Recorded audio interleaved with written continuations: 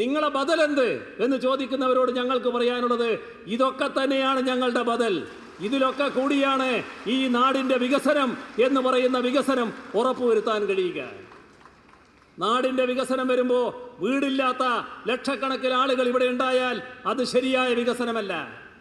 അതാണ് ഞങ്ങൾ കാണുന്നത്.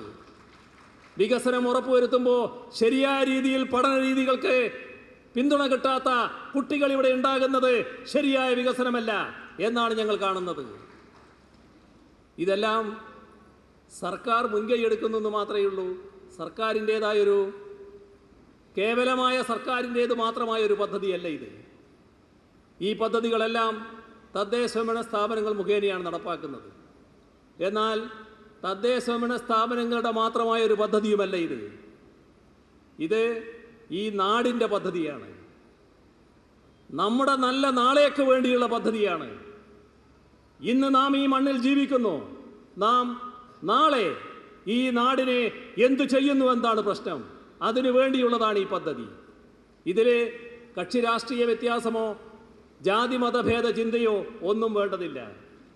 എല്ലാവരും ഇതുമായി സഹകരിക്കുകയാണ് വേണ്ടത്. ഇതാണ് ഈ സർക്കാരിൻ്റെ ലക്ഷ്യം.